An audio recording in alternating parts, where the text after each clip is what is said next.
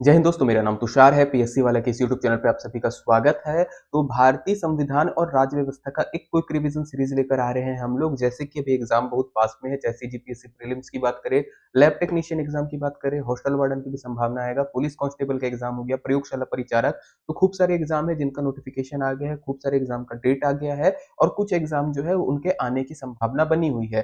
तो इसी में हम लोग भारतीय संविधान का क्विक रिवीजन सीरीज लेकर आ रहे हैं। आने वाले दिनों में अलग अलग सब्जेक्ट का और आएगा, ताकि कम समय में आप ज्यादा से ज्यादा चीजों को रिवाइज कर सके। इसमें आपको हमेशा ये ध्यान रखना है कि पहले अगर आपने पढ़ चुका है एक बार सब्जेक्ट, तो ये चीज आपके लिए काफी इंपॉर्टेंट हो जाएगी, एक बार रिकॉल करने के काम आएगा। तो जैसे जैसे मैं स्ट्रक्चर बनाते चलूंगा वैसे वैसे आप लोग भी बनाते चलिएगा। साथ ही साथ कॉपी पेन रख लीजिएगा जिसमें आपका काम आएगा। तो जैसे सबसे पहले संविधान की बात करेंगे ना, तो सबसे इंपॉर्टेंट होता है संविधान के भाग। तो टोटल 22 भाग है, उनके लिए आप इस प्रकार का एक मैप बना सकते हैं जिसमें आपको समझ में आ जाएगा। तो जैसे सबसे पहले बात करेंगे 22 भाग में, तो पहला भाग क्या आता है हमारा, संघ एवं उसके राज्य क्षेत्र आता है। मैं एक बार और वापस ले आता हूं आप लोगों के सामने।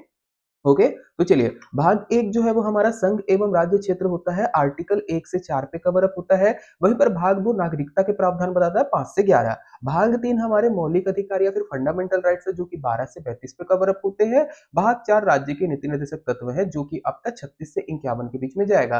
फिर भाग चार का एक संविधान संशोधन के द्वारा जोड़ा गया 42nd संविधान संशोधन हुआ था, इसके लिए मौलिक कर्तव्य, नागरिकों के मौलिक कर्तव्य क्या होंगे वो जोड़े गए हैं। फिर आता है भाग पांच, हमारा संघ है जो कि प्रशासन बताएगा केंद्र सरकार का कैसा होगा 52 से 151 आर्टिकल में। भाग छह राज्य का पूरा प्रशासन बताएगा 152 से 237 में। फिर भाग सात की बात करेंगे तो ये समाप्त हो चुका है, आर्टिकल 238 था इसमें। जब हम लोग राज्य को अलग अलग टाइप में बांटे थे, मतलब क ख ग घ में बांटे थे, तो उनका प्रशासन किस हिसाब से होगा वो है। तो अब जब श्रेणी पे आप प्रशासन खत्म हो गया उस प्रकार का, मतलब क्या कहते हैं, विभाजन खत्म हो गया है, तो इसको हटा दिया गया है। फिर आएंगे भाग आठ, संघ शासित प्रदेश यूनियन टेरिटरीज के बारे में बताता है। फॉर एन एग्जांपल दिल्ली है, अभी करंट पे दिल्ली पे चेंज हुआ है, जम्मू कश्मीर है, इसके अलावा अंडमान निकोबार, दादर नागर हवेली, इस प्रकार के आपको 8 देखने को मिलेंगे यूनियन टेरिटरीज। उस पर प्रशासन कैसे होगा वो आपको मिलेगा भाग 8 में। भाग 9 आपका पंचायती राज से रिलेटेड है और वहीं पर 9 का जो है नगरीय निकाय से रिलेटेड है। पंचायती राज के लिए आर्टिकल 243 से 243 ओ है, जबकि नगरीय निकाय के लिए हमारा कितना होता है 243 पी से 243 जेड जी। वैसे ही अगर आप जाएंगे भाग 10 में, तो वो जनजातीय क्षेत्र के प्रशासन के बारे में बताता है। थोड़ा सा आगे चलते और लिस्ट को ऊपर करेंगे तो भाग 11 आपको बताएगा संघ और राज्य के बीच में संबंध है, जिस प्रकार के संबंध है केंद्र राज्य के बीच में वो आपको देखने को मिलेंगे 245 से 263। विधायिक संबंध और प्रशासनिक संबंध क्या होते हैं वो देखने को मिलेगा। वैसे ही भाग 12 हमारा वित्त संपत्ति संविदा और वाद से रिलेटेड है, 264 से 300 आर्टिकल पे। फिर भाग 13 व्यापार वाणिज्य समागम के बारे में आता है, 301 से 307। फिर भाग 14, 15, 16, 17, 18 ये इंपॉर्टेंट है। भाग 14 हम लोगों को लोक सेवा आयोग के बारे में बताएगा, जिसमें आपका संघ लोक सेवा आयोग, राज्य लोक सेवा आयोग और एक ज्वाइंट पब्लिक सर्विस कमीशन होता है, ये तीनों देखने को मिलेगा। संयुक्त लोक सेवा आयोग बोल सकते हैं 308 से 323 में। वहीं पर 14 का अधिकरण आता है। इसके बाद 15 है हमारा निर्वाचन आयोग, इलेक्शन कमीशन। अभी ध्यान रखना है निर्वाचन आयोग का जो मुख्य निर्वाचन आयुक्त होता है, निर्वाचन आयुक्त होता है, इसके चुनाव किस प्रकार होगा, इनको नियुक्त किस प्रकार किया जाएगा, इसके लिए चेंज हुआ है। पहले जैसे हम लोग बोलते थे कि राष्ट्रपति जो है नियुक्त करते हैं, बट राष्ट्रपति किसका नाम नियुक्त करेंगे, इसके लिए एक आपका पहले सिस्टम नहीं था।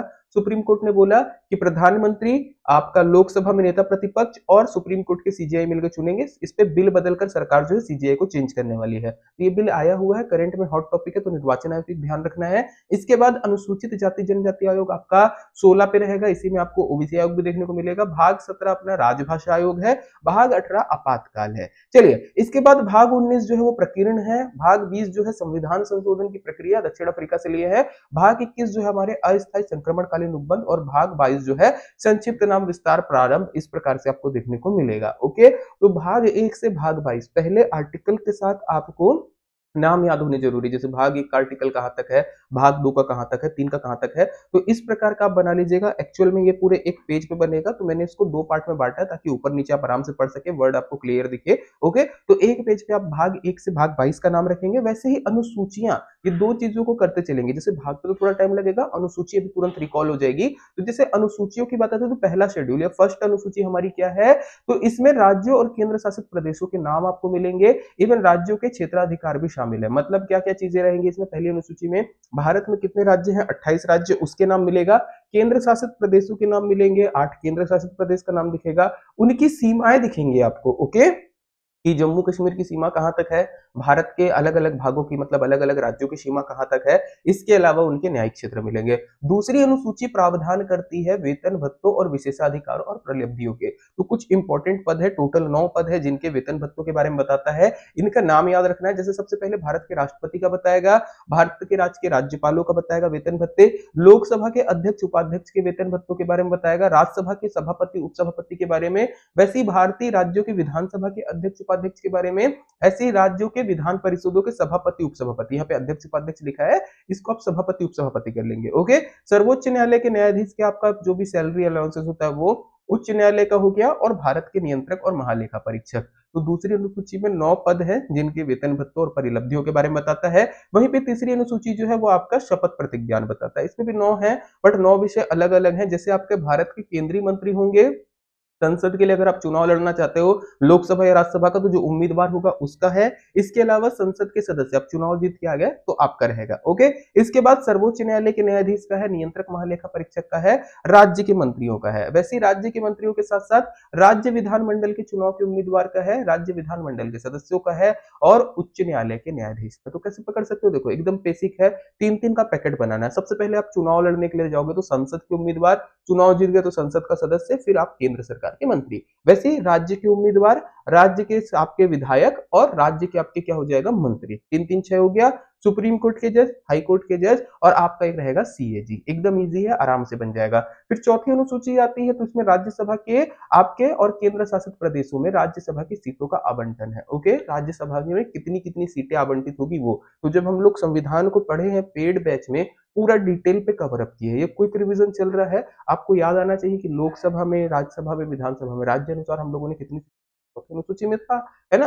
फॉर एन एग्जाम्पल छत्तीसगढ़ की बात करेंगे तो छत्तीसगढ़ में राज्यसभा की 5 सीटें हैं, लोकसभा की 11 सीटें। तो जो छत्तीसगढ़ में विधान आपकी राज्यसभा के लिए 5 सीटें हैं, वो कहां से आती है, चौथी अनुसूची से। वैसे ही 5वीं अनुसूची और 6वीं अनुसूची ये जनजातीय क्षेत्रों के प्रशासन के बारे में बताती है। तो लगभग 10 राज्य हैं जिनके जनजातीय क्षेत्रों में, जिनके अनुसूचित क्षेत्रों में जनजातीय प्रशासन के बारे में 5वीं अनुसूची बताती है। वहीं पर 6वीं अनुसूची एकदम इजी है, असम, मेघालय, मिजोरम और त्रिपुरा। ये 4 राज्यों के आपको पर्टिकुलर कुछ एरिया है जहां पर ये जनजातीय क्षेत्रों का प्रशासन बताएगी। जैसे चकमा मारा लाई है, गारो खासी जयंतिया है ना, बोडोलैंड कार्बी थांगलॉन्ग है, ये सारे एरिया पे आपकी 6वीं अनुसूची लागू है। वहीं पे छत्तीसगढ़ हो गया, इसके पड़ोसी राज्य हो गए, उसमें आपको क्या देखने को मिलेगा, आई थिंक यूपी को छोड़कर, वहां पर आपके 5वीं अनुसूची लागू है। ओके, फिर 7वीं अनुसूची की बात करेंगे तो ये इंपॉर्टेंट हो जाता है, विधायी सूचियों से संबंधित है। मतलब क्या है, किस विषय पर कानून बनाने की शक्ति किसके पास है, ये आपको 7वीं अनुसूची बताती है, जिसको हम लोग सूची विभाजन बोलते हैं। फॉर एन एग्जाम्पल 3 सूचियां बटी हुई है, संघ सूची है, राज्य सूची है, समवर्ती सूची है। ऐसे विषय जिस पर कानून सिर्फ केंद्र सरकार बना सकती है वो आपका संघ सूची में आते हैं। जैसे मान के चले नागरिकता हो गया या फिर जनगणना हो गया, इन सारी चीजों से रिलेटेड आपको देखने को मिलेगा। राज्य सूची ऐसे विषय जिन पर नियम केवल कौन बनाता है, राज्य सरकार है, कंट्रोल राज्य सरकार का, जैसे पुलिस प्रशासन हो गया, ये सारी चीजें आपको किसमें देखने को मिलेंगी, राज्य सूची में। और समवर्ती सूची ऐसी सूची जिसपे दोनों कानून बना सकते हैं, केंद्र भी बना सकता है, राज्य भी बना सकता है।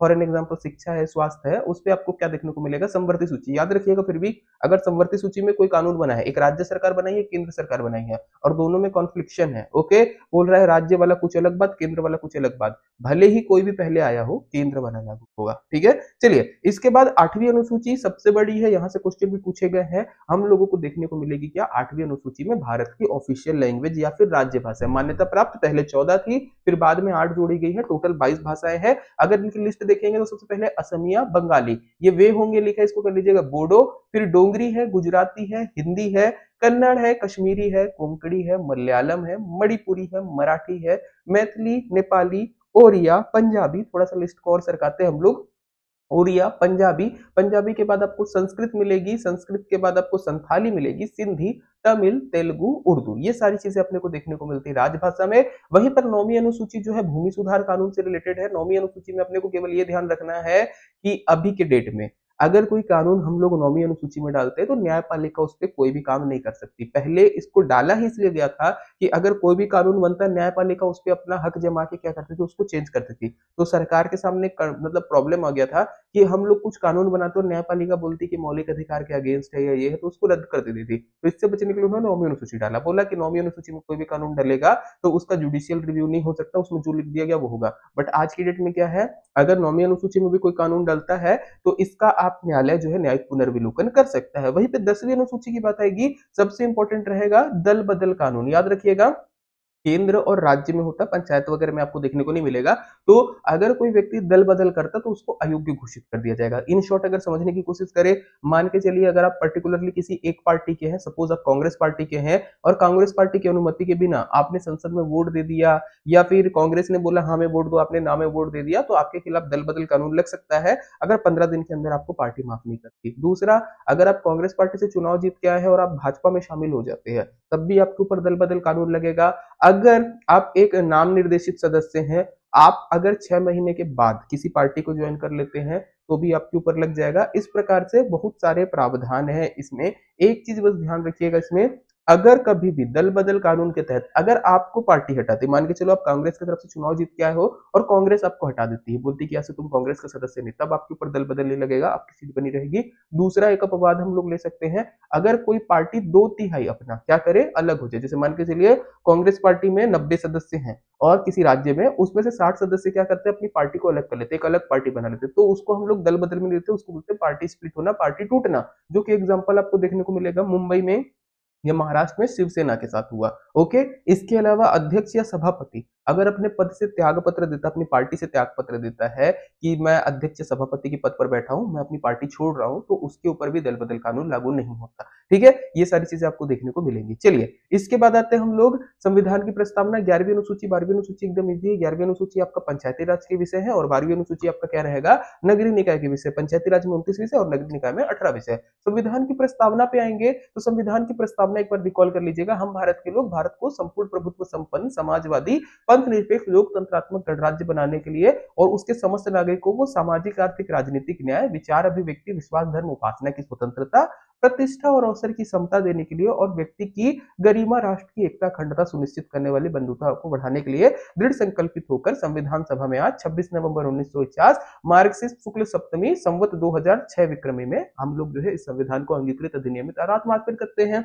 ये हमारी संविधान की प्रस्तावना है जिसपे कुछ कीवर्ड है, संपूर्ण प्रभुत्व संपन्न समाजवादी पंथनिरपेक्ष लोकतंत्र और गणराज्य। ये 5 वर्ड सीक्वेंस पूछता है, ये पांचों का सीक्वेंस और पांचों का मीनिंग ध्यान रखिएगा।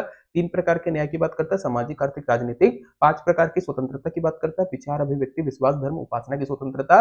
2 प्रकार की समता की बात करता है, प्रतिष्ठा और अवसर की समता। इसके अलावा व्यक्ति की गरिमा की बात करता है, राष्ट्र की एकता और अखंडता को बढ़ाने वाली आपकी बंधुता की बात करता है। ओके, इसमें कुछ वर्ड जो है बाद में जोड़े गए, जैसे समाजवादी पंथ निरपेक्ष और अखंडता। ये 4 वर्ड आपको बाद में देखने को मिलेंगे जो कि 42वें संविधान संशोधन से जुड़े हैं, समाजवादी पंथ निरपेक्ष और अखंडता। ओके, ये हमारी प्रस्तावना है। अगर प्रस्तावना को डीप डाउन अगर हम लोग काटेंगे तो सबसे पहले आता है प्रस्तावना का परिचय। मैं थोड़ा सा जूम इन कर लेता हूं आप लोगों के लिए। ओके, तो प्रस्तावना का परिचय, संविधान की प्रस्तावना भारतीय संविधान की आपकी आधारशिला बोल सकते हैं हम लोग। इसके अलावा प्रस्तावना की भूमिका, इसके अलावा प्रस्तावना की मूल अवधारणा और संसाधन। ये संशोधन आपको देखने को मिलेंगे जो 42वें संशोधन पे था, जिसके बारे में हम लोगों ने बात कर ली है। इसके अलावा अगर बात करेंगे प्रस्तावना के घटक, तो वही आपको देखने को मिलेगा संप्रभुता, समाजवाद, धर्मनिरपेक्ष लोकतंत्र। संप्रभुता मतलब क्या है, भारत अपने डिसीजन खुद से लेता है, कोई भी बाहरी दबाव नहीं करता। समाजवाद मतलब आप लोगों को पता ही होगा क्या होता है कि जो भी संसाधन है लगभग उस पर सभी का हक है, ऐसा नहीं कि किसी एक व्यक्ति का हक है।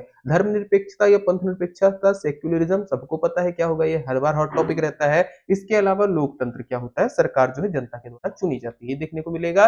प्रस्तावना के आदर्श की बात करेंगे तो आदर्श क्या है, लोगों को न्याय देना, सामाजिक आर्थिक राजनीतिक न्याय, स्वतंत्रता देना, विचार अभिव्यक्ति विश्वास धर्म उपासना की स्वतंत्रता, समानता देना, प्रतिष्ठा और अवसर की और बंधुत्व की भावना जगाना, क्यों, देश की एकता और अखंडता को सुनिश्चित करने के लिए। ओके, तो ये प्रस्तावना के आदर्श आपको देखने को मिलेंगे। कुछ मुख्य शब्द प्रस्तावना के, जैसे कि आपका है गणतंत्र है, न्याय है और आपका स्वतंत्रता और समानता, ये सारी चीजें आपको देखने को मिलेगी। बाकी प्रस्तावना का आधार स्रोत या संविधान का मुख्य आधार क्या बनता है या अधिकार स्रोत क्या है, वो सारी चीजें आपको पता है ना। तो एक बार आप लोग बताइएगा यहाँ तक आप लोगों को रिकॉल हो रहा है क्या, या फिर जो नेक्स्ट सेशन में लेके आओ उसको मैं थोड़ा और स्लो रिकॉर्ड करूँ, क्विक रिवीजन थोड़ा फास्ट होगा।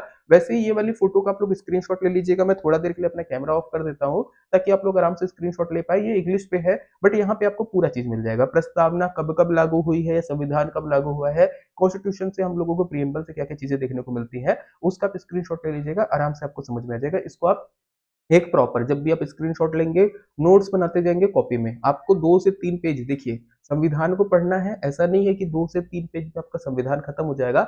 आपने अच्छे से पढ़ा है तो 2 से 3 पेज जो भी आप बनाते चलेंगे ना, उसी में आपका पूरा लगभग रिवीजन हो जाएगा। ओके, एक सेशन और आएगा तो उसपे हम लोग फिर प्रेसिडेंट का करेंगे। चलिए आगे बढ़ते हैं, अब भाग की तरफ पढ़ना शुरू करेंगे, क्योंकि आपका क्या कहते हैं प्रस्तावना हो गई हमारी, इसके अलावा हम लोगों ने अनुसूचियां देख ली है। अब आते हैं भाग पे, तो भाग 1, 2, 3, 4 और 5 कोशिश करेंगे इतना करने की, 5 और 6 का इंट्रोडक्शन रहेगा।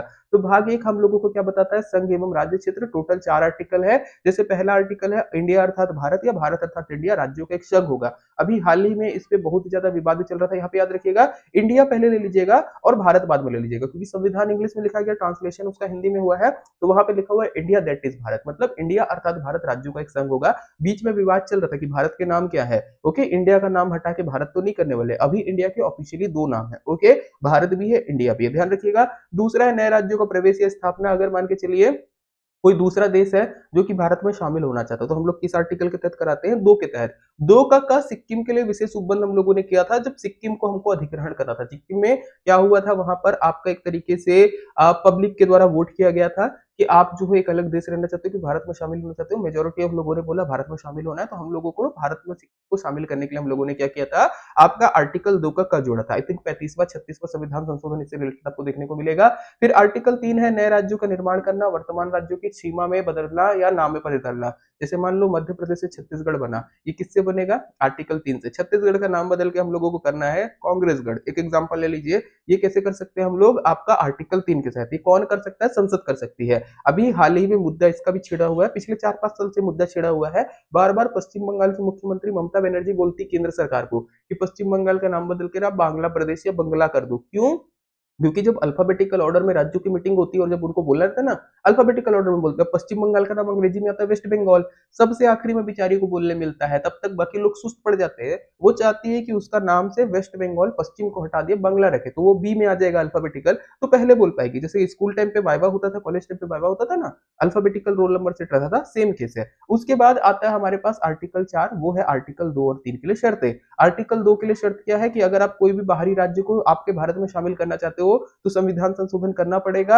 अगर राज्य का नाम परिवर्तन करना है, सीमा परिवर्तन करना, आर्टिकल 3 के तहत, तो संविधान संशोधन की जरूरत नहीं है, सामान्य बहुमत से आपका हो जाएगा, मतलब 50% प्लस 1 उपस्थित और मत देने वालों का उतने से हो जाएगा। चलिए भाग इसके बारे में हम लोग और देखेंगे। तो भाग 1 के तहत कुछ राज्यों का पुनर्गठन किया गया है, जिससे क्वेश्चन बीच में उठे थे। ओके, तो राज्य का पुनर्गठन के लिए आप देखोगे तो दक्षिण क्षेत्र से मांग उठना शुरू हुई थी। जब भारत आजाद हुआ था ना, उसी समय से मांग उठना शुरू हो गई थी कि राज्यों का पुनर्गठन करो भाषा के आधार पे। हम लोग अलग भाषा वाले हैं, हमको अपना एक अलग राज्य चाहिए, बाकी को अलग राज्य चाहिए, तो उसी के आधार पर जो है मांग उठने लगी थी। अलग अलग आयोग बैठे हैं, जिसका डिसीजन क्या है वो देखना। तो सबसे पहले धर आयोग था, एसके धर अध्यक्ष थे, जून 1948 में गठन हुआ, 6 महीने में रिपोर्ट दे दी, बोला कि भाषा के आधार पर आपको गठन नहीं करना चाहिए, बल्कि प्रशासनिक कार्यकुशलता आधार होना चाहिए। ओके, भाषा के आधार पर गठन की मनाही कर देता है। वहीं पर दूसरा, फिर कांग्रेस अपनी एक आंतरिक कमेटी बनाती है, जिसका नाम रहता है जेवीपी कमेटी, जिसमें जवाहरलाल नेहरू, सरदार वल्लभ भाई पटेल और पट्टाभी सीतारामैया मैया रहते हैं। ये भी गठन 1948 में हुआ था। अप्रैल 1949 में रिपोर्ट दी। इन्होंने भी क्या बोला कि भाषा के आधार पर राज्य के पुनर्गठन की मांग देश की एकता और सुरक्षा को ध्यान में रखते हुए कुछ वर्षों के लिए स्थगित कर देंगे, क्योंकि अब भी देश आजाद हुआ है। फिर से अगर तुम भाषा के हिसाब से बांटोगे तो लोगों में क्या आ जाएगा, क्षेत्रीयता की भावना बढ़ेगी और देश टूट सकता है। तो इन्होंने क्या बोला था, कुछ समय के लिए हम लोग रोक देते हैं। फिर बाद में क्या होता है, पोट्टी श्री रामालू जो है वो अपना क्या कर देते हैं, हड़ताल कर देते हैं और उनकी मृत्यु हो जाती है 56 दिन के बाद। तो फिर 1 अक्टूबर 1953 को एकदम आनन फानन में एक नया राज्य बनता है भाषाई आधार पर, जिसका नाम होता है आंध्र प्रदेश। ओके, चलिए जेबी कमेटी के बाद आती है हमारे फजल अली आयोग। फजल अली आयोग के अध्यक्ष कौन थे, फजल अली थे। अन्य सदस्य की बात करेंगे तो के एम पणिक्कर और हृदयनाथ कुंजरू जी थे। ओके, इन्होंने क्या बोला कि चलो भाषा के आधार पर राज्य गठन स्वीकार लेते हैं, बट एक राज्य एक भाषा के सिद्धांत को अस्वीकार किया। ओके, ऐसा नहीं कि एक राज्य की एक भाषा रहेगी, मतलब एक भाषा के आधार पर एक ही राज्य बना दे। भाषा के आधार पर हम लोग कर रहे गठन, बट ऐसा नहीं होगा कि एक राज्य में एक भाषा। फॉर एन एग्जांपल मुंबई, और आप बंबई प्रांत को देखो, गुजरात और महाराष्ट्र, गुजराती बोलने वाले अलग हो गए, महाराष्ट्र के मराठी बोलने वाले अलग हो गए। छत्तीसगढ़ में आएंगे तो छत्तीसगढ़ की अगर बात करेंगे, छत्तीसगढ़ में पूरा ऐसा नहीं कि पूरे क्षेत्र में छत्तीसगढ़ी बोली जाती है। अगर आप बस्तर तरफ चले जाएंगे, वहां पे आपको हल्बी भत्री ये सारा देखने को मिलेगा। उत्तर की तरफ आपको सरगुजिया देखने को मिलेगा। तो ऐसा नहीं करेंगे कि अलग अलग भाषा के हिसाब से अलग अलग राज्य बना दे। अदरवाइज छत्तीसगढ़ में क्या होगा, सरगुजा अलग हो जाएगा, बीच का बस्तर अलग हो जाएगा, साइड का नीचे का, पूर्व की तरफ आपका लरिया अलग हो जाएगा, पश्चिम की तरफ खलहाटी वाले अलग हो जाएंगे। तो ऐसा नहीं करना है, भाषा के आधार पे बना सकते हैं, बट एक राज्य एक भाषा का सिद्धांत नहीं चलेगा। इसके तहत अगर आप देखोगे तो भारत में टोटल 14 राज्य और 6 केंद्र शासित प्रदेश उस टाइम बने थे फजल अली आयोग की रिपोर्ट के बाद। चलिए, इसके बाद भाग 2 आते हैं, नागरिकता से रिलेटेड है, आर्टिकल 5 से 11 रहेगा, जिसमें आर्टिकल 5 संविधान लागू होने के समय की नागरिकता बताएगा। 26 नवंबर 1949 की डेट में कौन-कौन भारत का नागरिक होगा? जो भी भारत में जन्म लिया है अविभाजित भारत में, वो भारत का नागरिक होगा अगर संविधान लागू होते समय वो भारत में है। अगर आपने जन्म लिया हो, आपके मम्मी या पापा में से कोई लिया है तो भी चल जाएगा, अगर मम्मी पापा भी नहीं लिए तो मम्मी दादा या दादी में से लिया तो भी चल जाएगा। अगर ये कोई भी क्राइटेरिया पूरा नहीं करते हो, अगर संविधान लागू होते समय अविभाजित भारत में आप पिछले 5 साल से भारत में रह रहे हो तो आपको भारत का नागरिक दे दिया जाएगा। वहीं पर पाकिस्तान से आने वाले लोगों की नागरिकता थी आपका आर्टिकल 6 में, जिसके तहत एक डेट दिया गया था 1948 तक, आई थिंक 31 जुलाई है, मैं भी एक बार डेट रिकॉल नहीं कर रहा हूं तो डेट पे कंफ्यूज मत होइएगा, वैसे भी आर्टिकल अब उतना ज्यादा नहीं पूछेगा। ओके, तो पाकिस्तान से आए हुए लोगों की नागरिकता थी 7, ऐसे लोग जो भारत से पाकिस्तान गए थे, पाकिस्तान से भारत आए, उनकी नागरिकता थी। आर्टिकल 8 विदेशियों के लिए नागरिकता थी। आर्टिकल 9 नागरिकता का समाप्त होना। आर्टिकल 10 नागरिकता में बने रहना। और 11 संसद की शक्ति। नागरिकता संबंधी नियम बनाने की शक्ति किसके पास है? संसद के पास है, जो कि आपका 1955 का एक एक्ट आपको देखने को मिलेगा, जिसके तहत संसद नागरिकता देती है। वहीं पर नागरिकता का समाप्त होना आर्टिकल 9 बोलता है, अगर आप अपनी नागरिकता छोड़ देते हो तो आपको नागरिकता बर्खास्त कर दी जाएगी भारत सरकार के द्वारा। इसके अलावा और भी अलग अलग तरीके होते हैं। अगर आप विदेशी राज्य की नागरिकता लोगे तो आपकी नागरिकता समाप्त हो जाएगी। अगर आपने गलत जानकारी देके भारत की नागरिकता प्राप्त की है तो आपकी नागरिकता समाप्त हो जाएगी। अगर आपने भारत की नागरिकता ली है और उसके बाद आप किसी अपराध में 2 साल के अंदर पकड़ा जाते हो जिसमें आपको 5 साल की सजा हो सकती है, तो भी आपको नागरिकता आपसे छीनी जा सकती है। और नागरिकता के लिए नियम जो है वो शिथिल भी कर सकते हैं, अगर आपने कला, साहित्य, विज्ञान आदि क्षेत्र में कुछ योगदान अच्छे से किया हुआ होगा। ओके, तो ये सारी चीजें ध्यान रखिएगा। जब नागरिकता देने की बात आएगी, आप मान के चलिए कोई विदेशी जिसको भारत की नागरिकता लेना है, तो कम से कम भारत की 22 राजभाषाओं में से एक भाषा पे आपको अच्छा ज्ञान होना चाहिए, तब आपको नागरिकता मिलेगी। तो कुछ कुछ क्राइटेरिया होते हैं। चलिए, नागरिकता से थोड़ा आगे चलते हैं, मौलिक अधिकारों की बात करेंगे। मौलिक अधिकार को इसी पेज पे कवर अप करते हैं। तो टोटल हम लोगों को देखेंगे तो मौलिक अधिकार संविधान के भाग 3 में मिलता है। आर्टिकल 12 से लेके 35 तक है, जिसमें से आर्टिकल 14 से 32 हम लोगों को मौलिक अधिकार देते हैं। टोटल 7 प्रकार के अधिकार की बात करता था, जिसमें से एक अधिकार को अभी शून्य कर दिया गया है। तो अभी वर्तमान में 6 अधिकार है। जैसे सबसे पहला आएगा समता का अधिकार, आर्टिकल 14 से 18। समता का अधिकार बताएगा राइट टू इक्वेलिटी। स्वतंत्रता का अधिकार 19 से 22, भारत आपका शोषण के विरुद्ध अधिकार 23 से 24 है। धार्मिक स्वतंत्रता का अधिकार 25 से 28, वहीं संस्कृति और शिक्षा का अधिकार 29-30 है। संपत्ति का अधिकार आर्टिकल 31 में था, इसी को शून्य कर दिया गया है। और इसके बाद संवैधानिक उपचारों का अधिकार आर्टिकल 32 में। जहां पे समता का अधिकार आता है 14 से 18। आर्टिकल 14 विधि के समक्ष समता का अधिकार, विधियों के समान संरक्षण का अधिकार की बात करता है। आर्टिकल 15 बोलता है भेदभाव की मनाही होगी। आर्टिकल 16 बोलता है अवसरों की समानता होगी। आर्टिकल 17 अस्पृश्यता के अंत की बात करता है और आर्टिकल 18 उपाधियों के अंत की बात करता है। ये सारे आर्टिकल मेरे ख्याल से आप लोगों ने डिटेल में पढ़ा होगा, कुछ कुछ चीजें याद आ रही है ना। वैसे ही आप जाओगे आर्टिकल 19 से 22 में, तो स्वतंत्रता का अधिकार है। जैसे आर्टिकल 19 आपका बोलता है विचार और अभिव्यक्ति की स्वतंत्रता, इसी में आपका घूमने फिरने बोलने सारी चीजें किया जाती है। आर्टिकल 20 दोष सिद्धि के विरुद्ध अधिकार है, जिसमें 3 पॉइंट था, याद आ रहा होगा कि एक अपराध के लिए एक बार से ज्यादा सजा नहीं हो सकती, जो भी कमतर सजा है आपको वो दी जाएगी, और आपको आपके खिलाफ ही आपको सबूत देने के लिए बाध्य नहीं किया। ओके, इस प्रकार से आपको देखने को मिलेगा। आर्टिकल 21 जीने का अधिकार था। आर्टिकल 22 गिरफ्तारी के विरुद्ध संरक्षण का अधिकार है, जिसपे यदि आपको गिरफ्तार किया जाता तो 24 घंटे के अंदर मजिस्ट्रेट के सामने पेश करने का अधिकार ये सारा रहेगा। पर इसमें निवारक निरोधक कानून भी आता है। फिर आर्टिकल 23 शोषण के विरुद्ध अधिकार में बलात् श्रम की मनाही करता है, फोर्स्ड लेबर आप नहीं करा सकते। वहीं पर आर्टिकल 24 जो है आपका बाल श्रम की मनाही करता है। आर्टिकल 25 धार्मिक स्वतंत्रता का अधिकार है, आप अपने हिसाब से अपने धर्म को पालन कर सकते हो और अपने हिसाब से आप अपना किसी भी धर्म में जा सकते हो। आर्टिकल 26 यहीं पे बोलता है कि प्रबंध आप उसके लिए कर सकते हो। आर्टिकल 27 बोलता है किसी भी धार्मिक कार्य के लिए किसी भी प्रकार का कोई टैक्स नहीं लगाया जाएगा। आर्टिकल 28 बोलता है धार्मिक शिक्षा में उपस्थित होने के अधिकार के बारे में, कि अगर मान के चलिए कोई भी शिक्षण संस्थान है, अगर मान के चलिए वहां पे धार्मिक शिक्षा दी जा रही है, तो वहां पर आप उपस्थित होना चाहते हो कि नहीं होना चाहते, उसके ऊपर आपका डिसीजन रहेगा। फिर आर्टिकल 29 संस्कृति शिक्षा संबंधी अधिकार है, तो अल्पसंख्यक संस्थानों को अपने पसंद का शिक्षण संस्थान, अपनी भाषा लिपि को बचाए रखने का अधिकार होता है। वहीं पर आर्टिकल 32 आपका संवैधानिक उपचारों का अधिकार है, जिसके तहत अगर आपके ऊपर में से किसी भी मौलिक अधिकार का हनन हुआ है ना, ऊपर के 5 में से किसी भी मौलिक अधिकार का हनन होता है, छीना जाता है, तो आर्टिकल 32 बोलता है मैं जिंदा हूं, मैं तुम्हारी मदद करूंगा। तो संवैधानिक उपचारों का अधिकार ये आपके मौलिक अधिकारों की गारंटी है, जिसके तहत अलग अलग प्रकार की रिटें रहती है, उनको भी हम लोग थोड़ा सा देख लेते हैं। जैसे सबसे पहली रिट आएगी आपकी बंदी प्रत्यक्षीकरण रिट, जिसके तहत मान के चलिए अगर आपको सरकार या प्राइवेट व्यक्ति भी आपको 24 घंटे से अगर अधिक के लिए पकड़ के रखा आपकी मंजूरी के बिना, 24 घंटा भी नहीं रहते हैं, अगर आपको आपकी मंजूरी के बिना पकड़ के रखता है, फॉर एग्जाम्पल पुलिस आपको गिरफ्तार कर रही है और मजिस्ट्रेट के सामने नहीं पेश कर रही है, तो आपको बंदी बना के रखा गया है, तो वैसे में आप सुप्रीम कोर्ट में आर्टिकल 32 के थ्रू या फिर हाई कोर्ट में आर्टिकल 226 के थ्रू बंदी प्रत्यक्षीकरण रिट लगा सकते हो, हैवियस कॉर्पस बोलते हैं इसको। ओके, इसके तहत क्या होगा, न्यायालय आदेश देगा कि 24 घंटे के अंदर सशरीर आप सामने पेश करो। ओके, परमादेश, अगर कोई सरकारी अधिकारी अपना काम ठीक से नहीं कर रहा है, मान के चलिए एक डॉक्टर है जो ठीक से इलाज नहीं कर रहा है या इलाज करने के लिए नहीं बैठता है, तो आप लगा सकते हो वहां पर परमादेश रिट उसके खिलाफ कि अगर कोई व्यक्ति अपना काम नहीं करता, जिसको काम करना उसकी ड्यूटी है, तो उसके खिलाफ आदेश आएगा, सुप्रीम कोर्ट या हाई कोर्ट क्या बोलेगा, हम आदेश देते कि तुम अपना काम करो। वहीं पर अधिकार परीक्षा, मान लो कि कोई व्यक्ति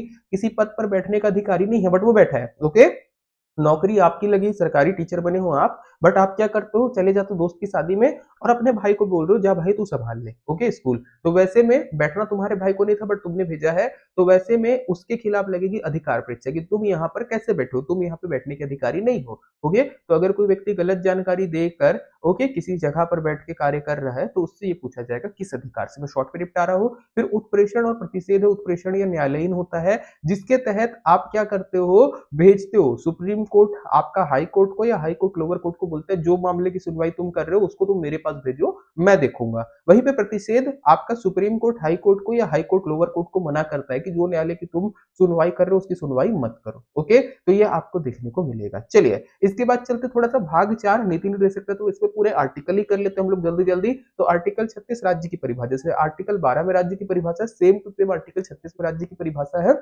आर्टिकल 37 साफ साफ मना कर देता है कि नीति निर्देशक तत्व जो है वो आपके न्यायालय में प्रवर्तनीय नहीं होंगे। ओके, आर्टिकल 38 बोलता है लोक कल्याणकारी राज्य की अवधारणा है, जिसमें सामाजिक आर्थिक राजनीतिक न्याय आपको देखने को मिलेगा। इसके बाद आर्टिकल 39 राज्य द्वारा कुछ नीति तत्व होते हैं जिनको अनुसरण करना जरूरी है, जैसे कि नागरिकों की जीविका के लिए पर्याप्त साधन प्राप्त करने का अधिकार दो, सामूहिक हित और समुदाय के भौतिक संसाधनों का समान वितरण करो।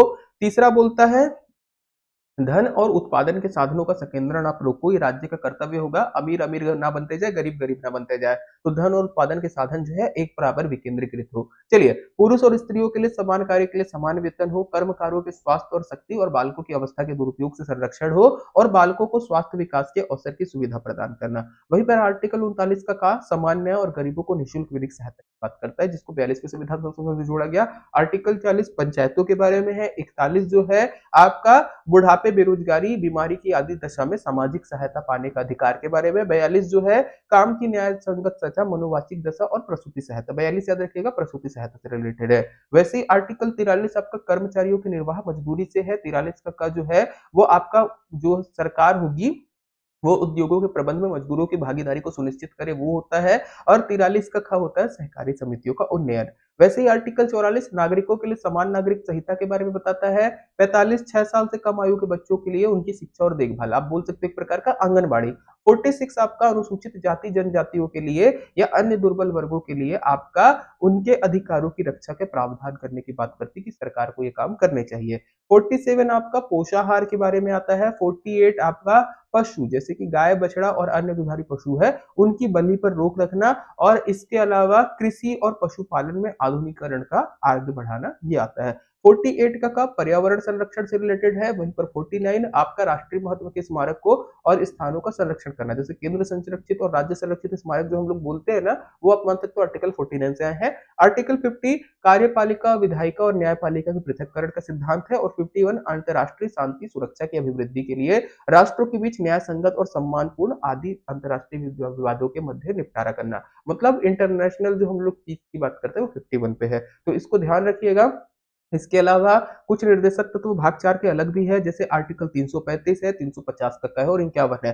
350 का बोलता है मातृभाषा में ही आपकी प्राथमिक शिक्षा होनी चाहिए, ये ध्यान रखिएगा, क्योंकि बच्चा भी एक लैंग्वेज सीखा है, अगर उसकी मातृभाषा में ही आप उसको पढ़ाओगे प्राइमरी एजुकेशन, तो बच्चा अच्छे से ग्रो करेगा। वहीं पर आर्टिकल 351 बोलता है हिंदी विकास के लिए, हिंदी भाषा के विकास के लिए राज्य को कार्य करने चाहिए। ओके, चलिए इसके अलावा निर्देशक तत्वों को जो आपको पढ़ना रहेगा, हम लोग जब क्लास में कराते हैं तो पूरा डिटेल में एक बार और कराते हैं, बट बट अभी आप जैसे पिछला होगा उसमें मैंने लिस्ट पे डाल के रखा होगा, देखिएगा 3 आधार पे हम लोगों ने बांट सकते हैं, समाजवादी विचार, गांधीवादी विचार और उदार बुद्धिजीवी विचार। जो भी आपको नया टाइप के दिखेंगे वो उदार बुद्धिजीवी है, जिसमें भी लघु कुटीर उद्योग आया या अनुसूचित जाति जनजाति आया गांधीवादी लेना, और बाकी जो बचा वो समाजवादी ले लीजिएगा। ठीक है, चलिए आगे चलते हैं। फिर भाग 4 का क, भाग 4 का क हमारा है मौलिक कर्तव्य, जिसको आपके सरदार स्वर्ण सिंह समिति की सिफारिश पर 42वें संविधान संशोधन द्वारा जोड़ा गया था।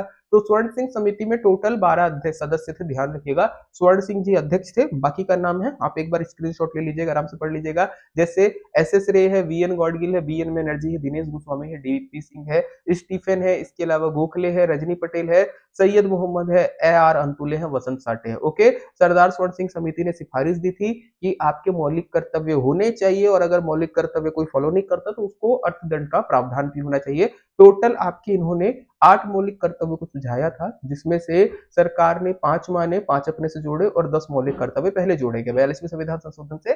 फिर 86वें संविधान संशोधन में एक और जोड़ा गया 2002 में, जो आपको 11वां मौलिक कर्तव्य मिलेगा। तो टोटल 11 मौलिक कर्तव्य थे, ये ध्यान रखिएगा। चलिए ये 11 क्या क्या है, तो इसको हम लोग देश के प्रति, समाज के प्रति, व्यक्तिगत, पर्यावरण के प्रति ऐसे बांट सकते हैं। देश के प्रति है हमारा संविधान का पालन करना चाहिए, उसके आदर्श संस्थाओं, राष्ट्रध्वज, राष्ट्रगान का आदर करना चाहिए। वहीं पर स्वतंत्रता के लिए हमारे आंदोलन को प्रेरित करने वाले उच्च आदर्शों को हृदय में संजो कर रखना है, भारत की प्रभुता, एकता, अखंडता की रक्षा करना है, देश की रक्षा करना और अभियान किए जाने पर देश की सेवा करना है। वहीं पर समाज के प्रति आपका क्या आएगा, तो भारत के सभी लोगों में समरसता, समान भातृत्व की भावना पैदा करना है, और इसके अलावा स्त्रियों के सम्मान के विरुद्ध अगर कोई रीति है तो उसको आपको त्यागना है। हमारी सामाजिक संस्कृति और गौरवशाली परंपरा के इतिहास को समझ के उसका परिरक्षण करना है। पर्यावरण के प्रति क्या आता है, तो जंगल, झील आदि वन्य जीव इनकी रक्षा करना है, वैज्ञानिक दृष्टिकोण और मानवतावाद का ज्ञानार्जन करना है, और सार्वजनिक संपत्ति को सुरक्षित रखना है, हिंसा से दूर रखना है। खुद के लिए क्या है, तो व्यक्तिगत और सामूहिक गतिविधियों से सभी क्षेत्रों में उत्कर्ष की ओर उचित प्रयास करने हैं, और जिससे राष्ट्र निरंतर आगे बढ़े। और 11वां है 6 से 14 साल के बच्चों में अपने बच्चों को शिक्षा के अवसर उपलब्ध कराने। तो ये टोटल हम लोगों को मौलिक कर्तव्य तक दिखेंगे। यहाँ तक आप लोगों ने अगर थोड़ा बहुत पढ़ा है ना, रिकॉल हो गया होगा, मेरे ख्याल से हो गया होगा। अगर हो गया होगा तो प्लीज बता दीजिएगा, है ना, फिर ऐसा वीडियो हम लोग और लेके आएंगे। अब आते हैं भाग 5 और भाग 6। तो भाग 5 में आपको केंद्रीय प्रशासन देखने को मिलेगा, भाग 6 में राज्य का प्रशासन। ओके, इस पे ऐसा नहीं कि ये रिवीजन में ही आ जाएगा, इसको और भी हम लोग रिवीजन के हिसाब से अलग अलग बांटेंगे। एक बार प्रशासन पूरा समझ लेते हैं। 52 से 51 के बीच में जाएगा, 151 के बीच में, जिसमें आर्टिकल 52 आपको कार्यपालिका दिखेगा, 52 से 78 कार्यपालिका है, विधायिका 79 से 123 है, न्यायपालिका 124 से 147 और CAG 148 से 151। कार्यपालिका में राष्ट्रपति होते, उपराष्ट्रपति होते, प्रधानमंत्री और आपका महान्यायवादी, और इसके अलावा मंत्रिपरिषद रहेगी। ठीक है, अब विधायिका में लोकसभा रहती है, राज्यसभा रहती है, और राष्ट्रपति का एक रहेगा आर्टिकल 123। वहीं पर न्यायपालिका में आपका उच्चतम न्यायालय हो जाएगा, जिसमें CJI प्लस 33 जज होंगे, और CAG अपने अलग हो जाता है। लोकसभा की स्ट्रक्चर की बात करेंगे तो एक स्पीकर होगा या फिर अध्यक्ष होगा और एक उपाध्यक्ष होगा। राज्यसभा में एक सभापति होगा, एक उपसभापति होगा, ध्यान रखिएगा। राष्ट्रपति का एक अलग हम लोग बना के लेके आएंगे, क्विक रिवीजन, उपराष्ट्रपति का, प्रधानमंत्री का, महान्यायवादी का, जो भी टॉपिक रहेगा वो करते जाएंगे। अभी इस पे केवल आपको आर्टिकल ध्यान रखना है। ओके, चलिए वैसे राज्य प्रशासन की बात करेंगे तो 152 से 237 पे कवर अप होता है, 153 से 167 कार्यपालिका है, विधायिका 168 से 213, न्यायपालिका 214 से 37। ओके, यहाँ पर आपको CAG का पद देखने को नहीं मिलेगा। राज्यपाल 153 से 162 रहेगा, वहीं पर मुख्यमंत्री 163 से 168 और महाधिवक्ता 165 आपको देखने को मिलेगा, मुख्यमंत्री, मंत्रिपरिषद। ओके, विधायिका में फिर बटेगा विधानसभा, विधान परिषद और राज्यपाल में। राज्यपाल में आर्टिकल 213। और इसके बाद अगर हम लोग बात करेंगे न्यायपालिका में, तो उच्च न्यायालय होता है और अधीनस्थ न्यायालय होते हैं। यहाँ पे आपको 2 कोर्ट दिखेंगे, हाई कोर्ट और लोअर कोर्ट। विधानसभा में स्पीकर या अध्यक्ष का पद होगा, वैसे ही उपाध्यक्ष का पद होगा, ऐसी विधान परिषद में सभापति और उपसभापति का पद होगा। तो ये पूरे आर्टिकल अपने को ध्यान रखने यहाँ तक। फिर अगर पसंद आता है आप लोग लाइक कर दीजिएगा, शेयर कर दीजिएगा, बताइएगा इस प्रकार का क्विक रिवीजन चाहिए क्या, अलग अलग टॉपिक का हम लोग करते जाएंगे। इस पे आप लोगों की हेल्प कैसे होगी, वीडियो को ध्यान रखिएगा। अगर आपने पहले पढ़ा है, आपको पूरे आर्टिकल रिकॉल होते जाएंगे। जैसे सपोज आर्टिकल 14 मैंने बोला विधि के समक्ष समता और विधियों का समान संरक्षण, तो वहां पर आपको पूरे कॉन्सेप्ट याद होते जाएंगे, है ना। क्विक रिवीजन के हिसाब से बन रहा है, डिटेल पे हम लोगों ने क्लास पे किया है, आपको पूरा अच्छे से समझ में आ जाएगा। ओके, अगर कहीं पे नहीं आता या फास्ट होता है प्लीज मुझको कमेंट में बता दीजिएगा, फिर उस हिसाब से हम लोग क्या लेक्चर को आगे भी डिफाइन करेंगे या आगे उस हिसाब से डिजाइन करेंगे। चलिए आज की क्लास को यहीं पे कवर अप करते हैं। Thank you.